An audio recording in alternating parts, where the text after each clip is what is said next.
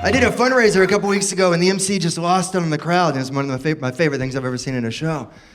I don't know if she'd never MC'd or not before, I don't know, but the crowd had been heckling or talking. So she came up, she reprimanded the entire crowd, but then tried to get them excited about the next comic.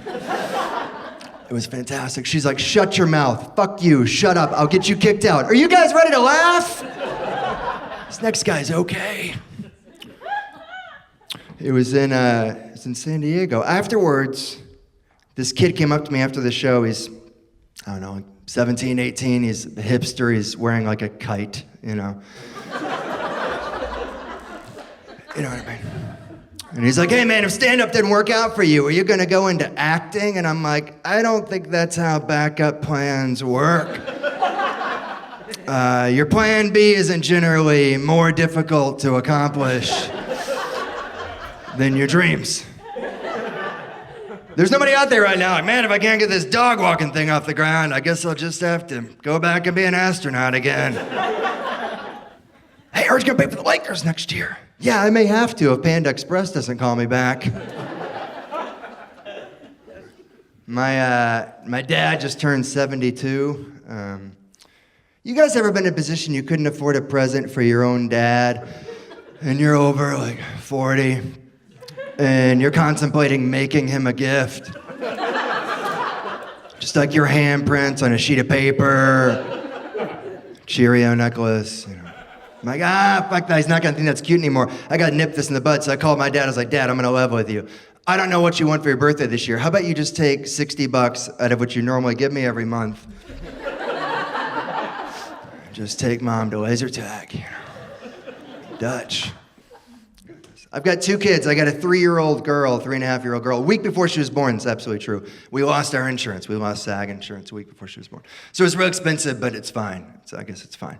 Now, actually, my wife and I, we still have insurance, but our daughter, she's insured just by the state of California. It's the only one in the whole family has insurance, 3-year-old girl. So what we've been doing is we've been taking her to the pediatrician and then trying to double dip and weave in some questions about ourselves. And it kind of works. They're like, oh, she grew 3 inches and gained a couple pounds. I'm like, she gets acid reflux after like 4 beers. So could you just give her the Percocet, please? She's got some lower back pain. My wife seized her opportunity. She's like, how could she lose like 5 pounds by Saturday? No, like, she's 30 pounds. Yeah, with a wedding to go to this weekend. Somebody's got to fit into that onesie. Any Titanic fans? Anybody Titanic fan? The movie or the actual disaster? Yeah. I like the movie. It's a good movie. I can't wrap my mind around that band on the Titanic. Like, I'll just never figure. Like, why would you keep playing? I'll never figure out. Why did they? With the ships going down? Who is your agent? Why would you keep? Why? In every audience, there's always a couple of folks there. They were playing to relax people. They're relaxing the passengers. I'm like, that is not relaxing. If this room suddenly went up in flames, but I decided I'm just gonna stay here and carry on performing, would that soothe any of you? Or wouldn't that make it even scarier? It'd make it a whole lot scarier. If you're crawling out on your hands and knees with a napkin over your mouth and your friend's on fire, but I'm up here, okay, anybody here from out of town? I was just in Palm Desert, did that joke, and a couple older people came up to me after the show, like, you know what, disrespectful. Band was very brave. They're very brave to keep performing. You shouldn't make fun of them. I'm like, they weren't brave. They were cruise ship musicians. They were cruise ship, and they probably just wanted to play their original stuff, and that was the only time anyone would listen. Like, they hit the iceberg, and the singer's like, all right, guys, we got a new album coming out. Tired of singing happy birthdays. Oh, man. Can we acknowledge that the dog whisperer would still be on if he really were just whispering to the dogs? If a woman was like, my St. Bernard won't stop barking. Hang on a second. Hey, why don't you just shut the fuck up? I'm a whisperer. I just had a vasectomy, got it done immediately after my son was born. Immediately. Best thing I've ever done, vasectomy. Best thing. And a lot of guys don't, I don't know why you're not doing it. It's the best, maybe because the name, vasectomy, is scary. I think they should call it supercock surgery, because that's what you get. You get yourself with all pros, no cons. It's like Pepsi Zero or Blade. It's phenomenal. But you get questions. You get like guys come up to you afterwards, like when they're away from their wives or girlfriend. I had a guy a couple weeks ago come up. He's like, so after the surgery, like, how do they do it? Did they like remove part of your dick? Yeah, they removed half of your dick, the middle part of it. That's what they did. They just took the middle part out.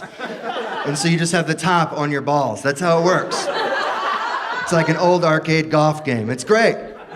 Really works well. I had a guy come up to me a couple weeks ago. He's like, so now that you're sterile, like what comes out? I'm like, a flag? Yosemite Sam style. I'm all over the place. We're not sleeping. I average like 2 a night, 2 hours a night. Because somebody gave us a video baby monitor when my daughter was born. And if you don't know what I mean, you clip a camera under the crib or the bed and you can watch from the other room in a monitor. And that sounds great, but my daughter just fucking stares straight into the camera for 4 or 5 hour stretches like she's some kind of demon seed from Insidious or Paranormal Activity. Just black, white with red eyes because it's a shitty camera. Be 2 in the morning, okay, she's sleeping. You look over there, she's just staring straight into the lens, just breathing.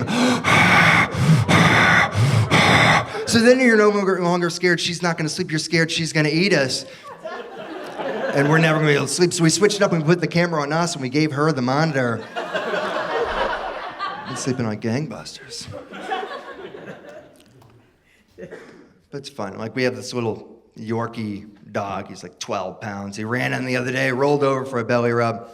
His dick was there. You know, she saw it. And I'm like, 50-50 shot. First dick she's ever seen, 50-50 shot. I mean, I don't know. I don't know her life. Maybe she's seen other dicks. Who knows? I've got a daycare on Groupon. Who knows what she's seen? Pretty sure she's never seen one before. And I'm like, what is she gonna do? I'm just gonna let this work itself out. She runs over from the other side of the room, points at it from this close. She still pointed even though she was this close. Just laughed her ass off for 4 or 5 minutes. And I'm standing there like she's 3, but she's being really immature right now. Just can't let her go around doing stuff like that. But I didn't. I ran over there with her and I pointed at it with her and we both just laughed at it for a whole afternoon. And I realized at that point, not only sharing experience, I felt like I was teaching her something, that if every dick she sees in her life, but she just points at it and laughs, I've done my fucking job as a dad. You guys have been great. Thank you so much.